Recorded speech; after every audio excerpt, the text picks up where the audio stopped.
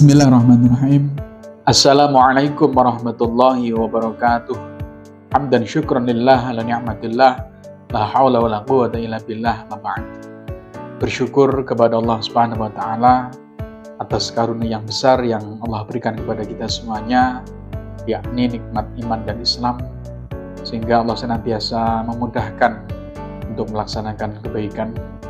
Salam serta salam semoga tetap tercurah limpahkan kepada beliau, junjungan kita baginda Rasulullah Muhammad SAW, sebagai panutan kita untuk menjalankan syariat Islam. Baik, pada kesempatan kali ini kita akan membahas materi tentang metode dan materi pendidikan Islam. Adapun capaian pembelajaran mata kuliah yakni mahasiswa mampu mengidentifikasikan dan menganalisis komponen dasar pendidikan dalam Islam. Adapun sub dari CPMK yaitu mahasiswa mampu menjelaskan materi dan metode pendidikan Islam klasik dan kontemporer.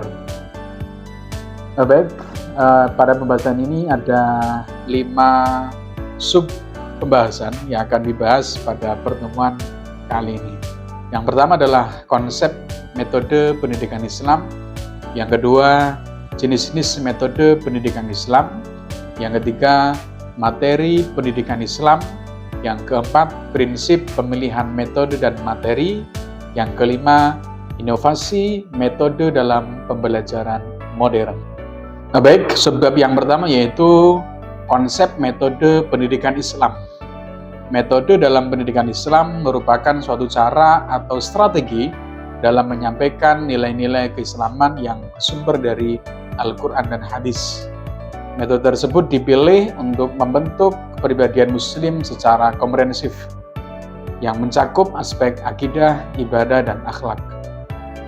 Pendidikan Islam tidak hanya berfokus pada transfer ilmu atau transfer of knowledge, akan tetapi juga transformasi nilai. Dan ini bagaimana yang disampaikan oleh Muhammad Sya'roni dalam jurnal Tazkiyah yang berjudul Strategi Pendidikan Islam dalam Membentuk Karakter. Selanjutnya, sebab yang kedua yaitu jenis-jenis metode pendidikan Islam. Metode-metode klasik dalam pendidikan Islam diantaranya adalah uswah atau keteladanan, sebagaimana ini yang dilakukan oleh Rasulullah SAW. Beliau berdakwah menggunakan uswah. Laqad kana lakum fi Rasulillahi uswatun hasanah. Sehingga Nabi berdakwah menggunakan metode uswah atau keteladanan.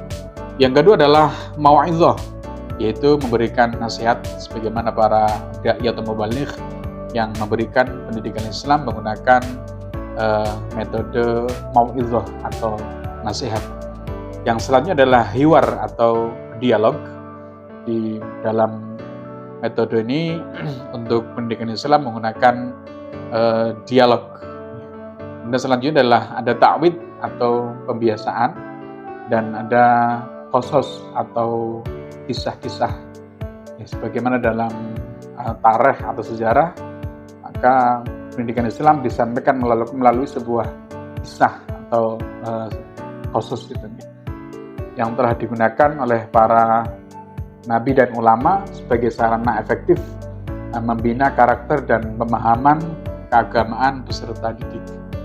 Kehidupan merupakan metode yang paling dominan digunakan oleh Rasulullah SAW dalam pendidikan sosial dan spiritual umat. Ini disebutkan oleh Khairuddin dalam jurnalnya yang berjudul Revitalisasi Metode Pendidikan Islam Klasik dalam Pembelajaran Modern. Kemudian sebab yang selanjutnya atau yang ketiga adalah materi pendidikan Islam. Materi pendidikan Islam mencakup aspek akidah, ibadah, akhlak, muamalah, sejarah, dan integrasi sains dalam pandangan Islam. Penyusunan materi harus bersumber dari Al-Quran dan hadis, serta mempertimbangkan kebutuhan zaman.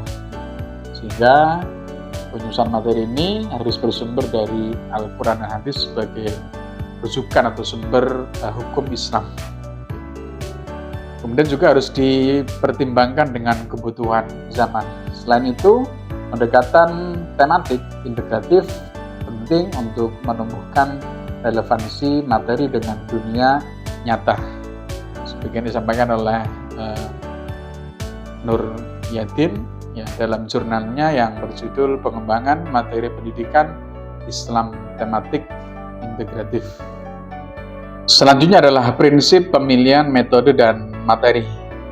Ini juga sesuatu yang sangat penting dalam pemilihan metode dan materi yang tentunya sesuai dengan pendidikan Islam. Pemilihan metode dan materi dalam pendidikan Islam harus mempertimbangkan tingkat perkembangan psikologis peserta didik, konteks sosial, budaya, dan tujuan pendidikan Islam. Materi dan metode yang digunakan harus saling mendukung dalam membentuk pribadi muslim yang kafah, bukan hanya tahu tapi juga mampu menginternalisasi nilai. Nah, jadi di dalam menentukan atau memilih metode dan materi, yang pertama harus disesuaikan dengan psikologis peserta didik, kemudian yang kedua adalah konteks sosial, budaya, dan tujuan pendidikan Islam. Hal ini sebagaimana disampaikan oleh Rahman dalam jurnalnya yang berjudul Urgensi Kontekstualisasi Materi Pendidikan Islam dalam Pembelajaran. Selanjutnya adalah materi yang kelima, yaitu tentang inovasi metode dalam pembelajaran modern. Di era digital, pendekatan inovatif seperti PJBL, PBL, dan Discovery dapat disinergikan dengan metode klasik Islami. Jadi kita tidak monoton menggunakan metode yang klasik, akan tetapi kita juga memanfaatkan atau menginovasi metode yang modern dalam pembelajaran modern. Tentunya berdasarkan Al-Quran dan hadis. Suatu contoh misalnya dalam penggunaan PJBL, maka bisa digunakan untuk membentuk kampanye dakwah digital, atau juga dengan PBL untuk menyelesaikan kasus etika siswa berbasis nilai-nilai Islam.